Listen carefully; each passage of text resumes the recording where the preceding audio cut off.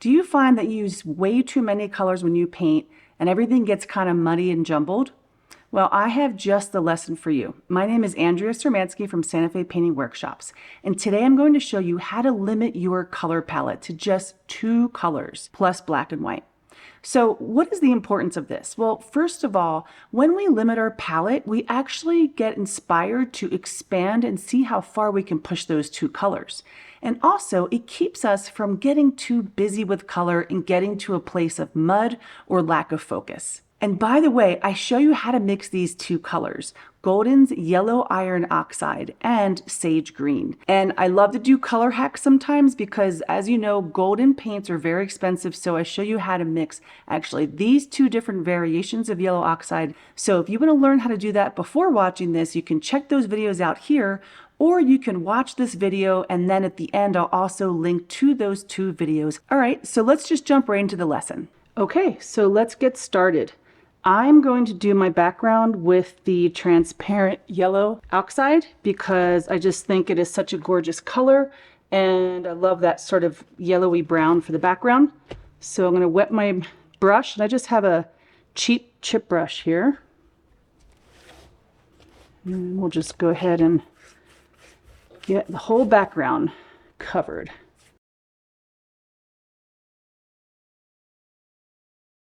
I always like to start with a color on the background. And by the way, you can get more out of your paint if you spritz your brush or you spritz right on the canvas. And that also will give you some value difference, especially when you're working on white like this. You know, this is our first layer. So whenever we add more water, we're gonna reduce that intensity of the color and make it more like a wash, like you would have in watercolor. The gesso was a bit wet there, so that's why I got a little white spot.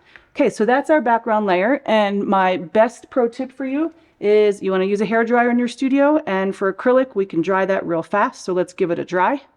So let's go ahead and notice I put my cans on my paints while I was drying there, so I like to keep them on when I'm not using them, so it keeps the paints wet longer. So I'm not going to use that transparent iron oxide for a while, so we'll keep it covered, but I'm going to use the sage green. And I want to make different values of the sage green. So we're going to do a bit of white in this one. I'll have the original still. A bit more white. Okay. So let's take half of this and we'll put more white. So we get another value down. And then let's use the rest of this white with whatever's left on my palette knife and do one more value down. We now have 4 values. 1, 2, 3, 4. These are kind of similar, but that's okay. So now we have different values to choose from.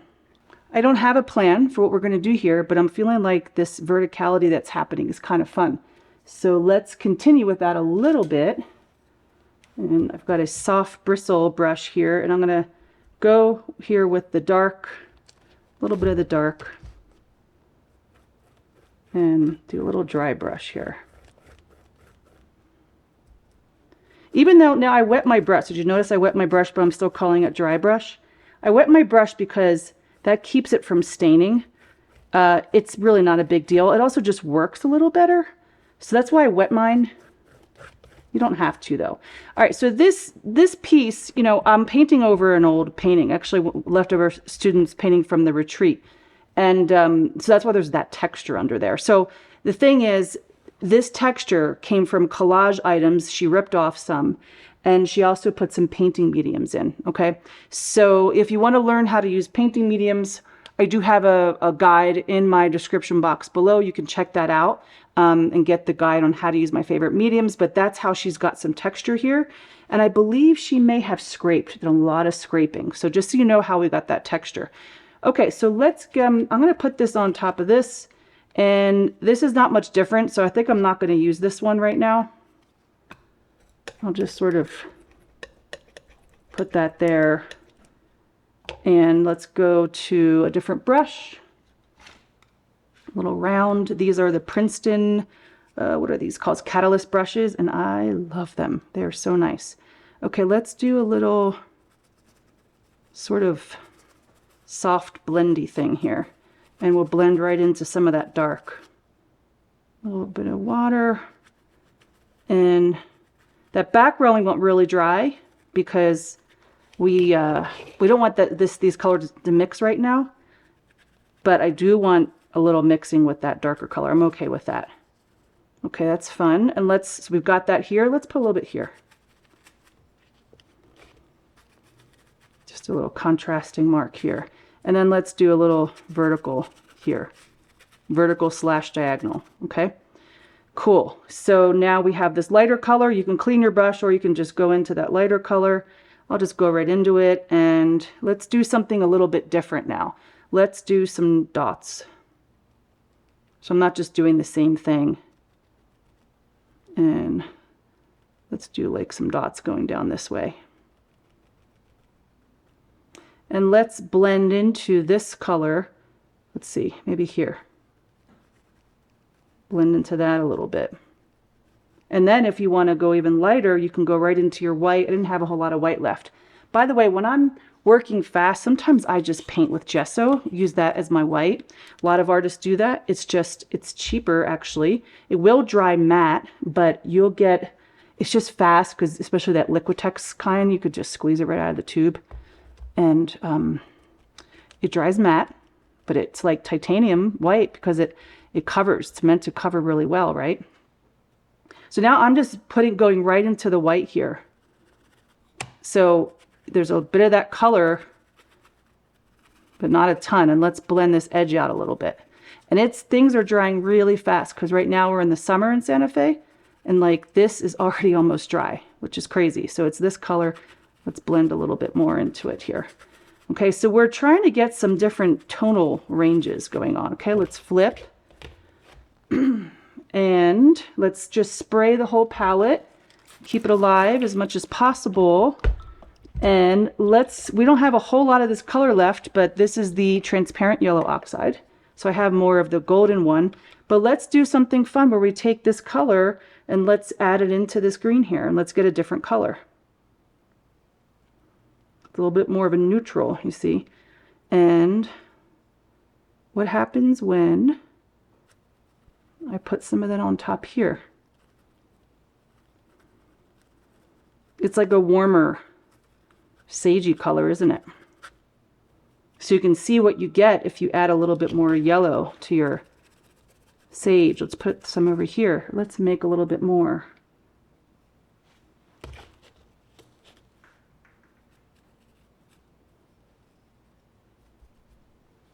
Okay, let's do a little horizontal thing here. Let's do a shape. Let's do a big shape right there. Okay, now because this was supposed to be yellow, transparent yellow oxide, this is the leftover. I'm just going to use the original, the golden, to get, because I'm out of the paint that I mixed. Okay, I'm making a little bit of a mess here, but I really like this color.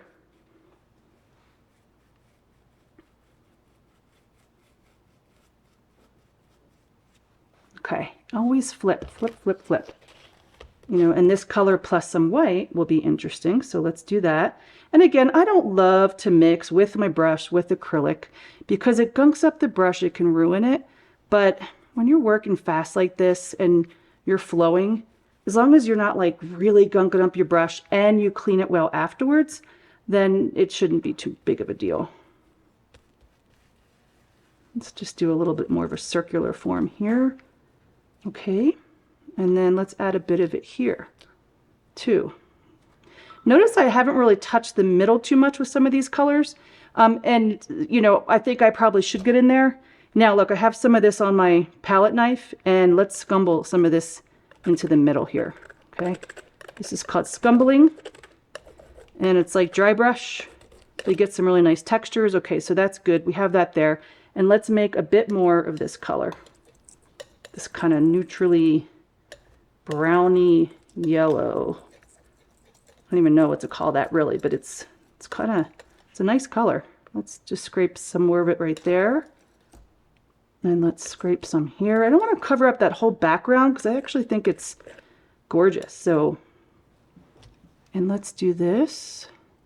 Get all that off, and we'll do some dots there too. Let's throw some dots in here. Okay.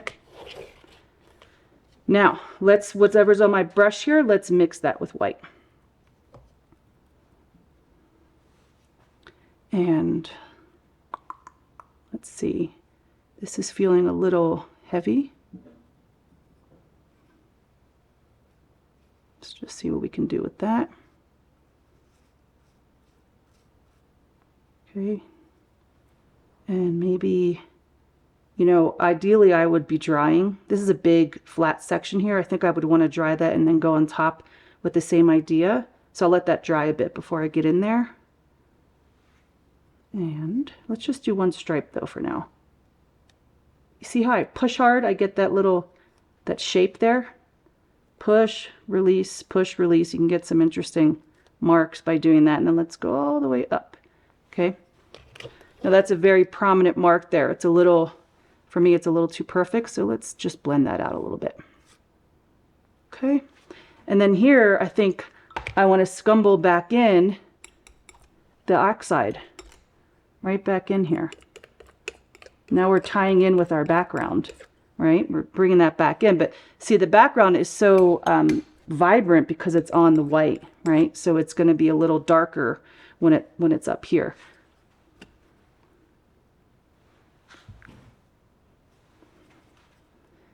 And then let's do a little vertical here.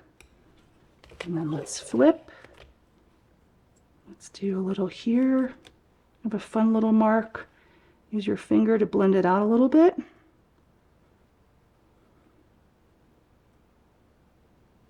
Now what happens if we add white to this, huh?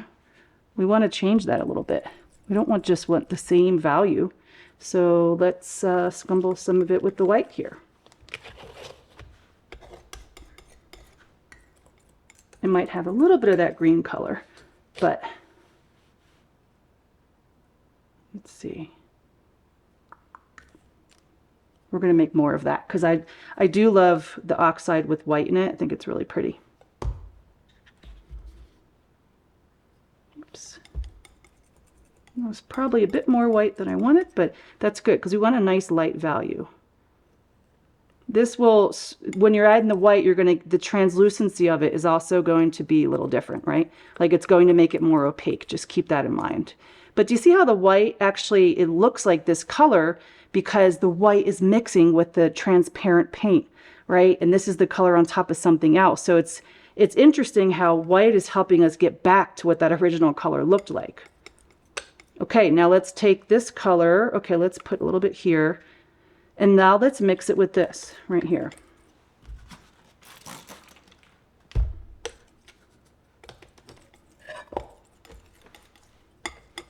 Let's just mix all that together. And so when we mix these colors together, again, it's just two colors, right? It's just the sage and the transparent iron oxide. Basically, we're green and yellow. And white and black are allowed to be used, but right now I'm not feeling using black. I might in a little bit here, but now we're having some harmony with what's going on here because we are mixing the colors with each other now. So it's not just, using those two colors separately. We're mixing them together and getting a different kind of color, but it's harmonized. Let's just do maybe a little bit right in here, like that. And I almost want to add a bit more white to this one. Let's do a little vertical. And then, yeah, let's add more gesso to this one. And look at that. When we added more gesso, we're getting a bit more of a grayish color, right? So let's put that, okay, I'll deal with that little happy accident there. Let's put some here. Let's put some here. See how I'm going here, here, here. I'm moving all around, right? I'm not sticking in one spot. Okay, flippy. I like that sort of, this dark line is starting to become a bit of a focal point. So we might even make it a bit bigger or sort of try to draw to it a little bit more, but yeah, let's make it bigger to start off with.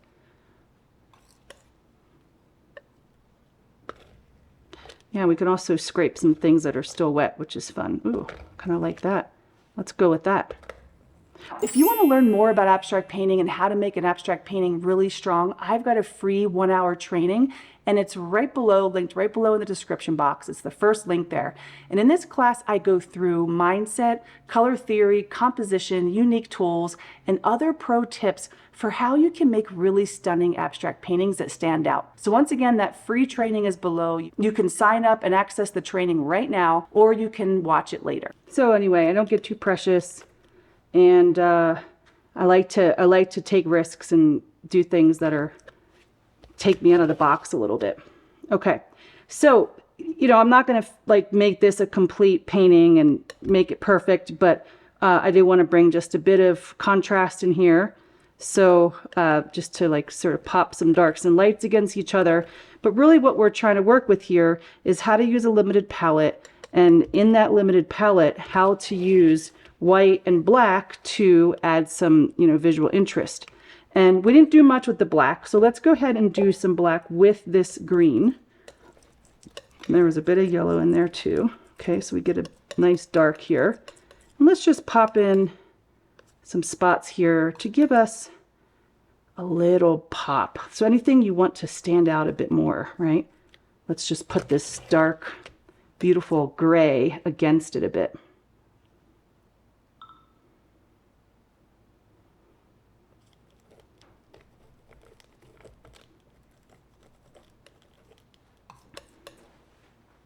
Let's do some brush. I'm doing a lot with the palette knife. It's a great color, actually, this gorgeous sort of dark blue gray. Let's do a little bit in here. Let's do some dots on this really light part. And let's just paint around some of these guys here. Just some fun little playful circles.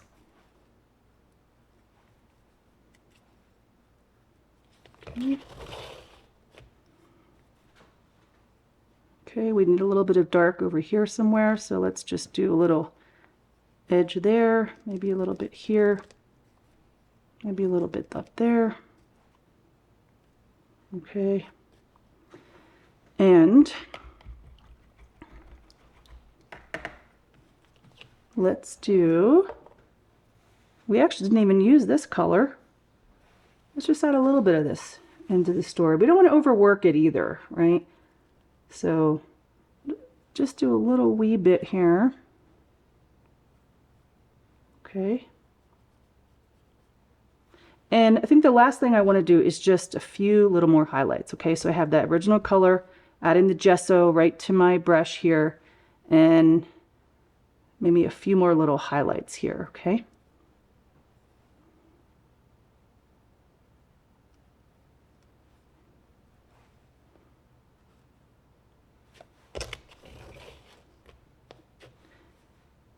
Okay.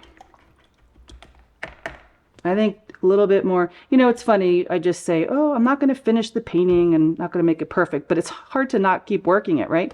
Let's just add a little bit more of highlights with some of this yellow, because this color is really nice and it's standing out beautifully against the rest of the scene here, and we could use some in here. Sometimes, like if you have wet paint, you could try scumbling in there just to keep it from mixing too much.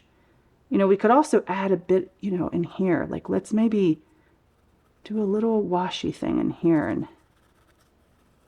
unify that a little bit.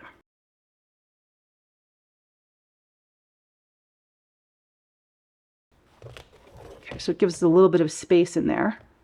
And now I'm going to take more of this and do that. Kind of go back over it again. I just wanted to unify that a little bit in the background.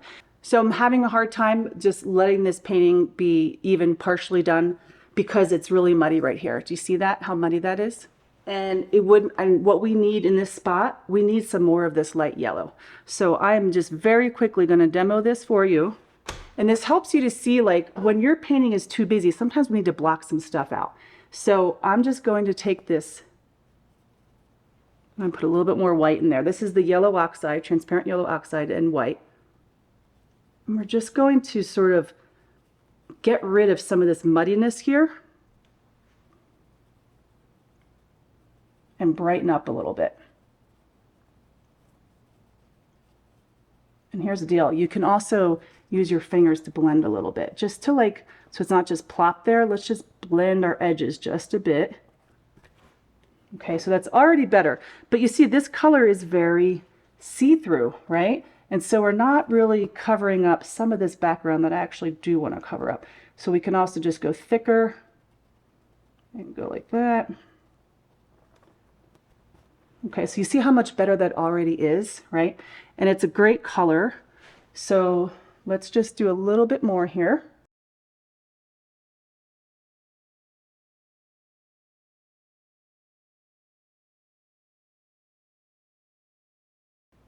So you see, it just helps to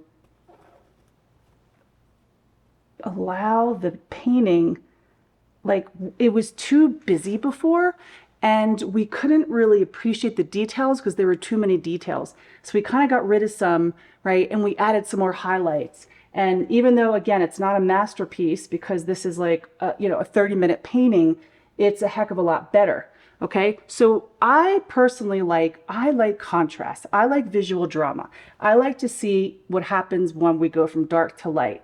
So I want those darks, I want those lights, and I want there to be just some contrast, okay? So I think this makes the painting a lot better, actually. If you want to learn how to mix both of the colors we're using in this painting, you can check out the videos on how to mix transparent yellow oxide and how to mix sage green. Okay, so I'm going to link to those videos below, but also they're right here. So I hope you enjoyed learning how to use two colors to make a very unique abstract painting. So it's dried most of the way here, and like I said, it's not finished. But we played around with getting a lot of variety of values and different colors by mixing white and black into the original colors, but also mixing the green and the iron oxide yellow with each other so we could get some other really interesting neutral colors. So I hope that you have been encouraged to limit your palette a little bit and to use white and black to help you create those value contrasts, and also to harmonize your colors by mixing your colors with each other and with other colors. Now, if you liked this video, please give it a like and make sure to follow my channel. I do a lot of great videos like this one. Throw me a comment or ask a question. Say something in the comment box. Let me know that you've watched and how you feel about it. All right, hope you have a great day.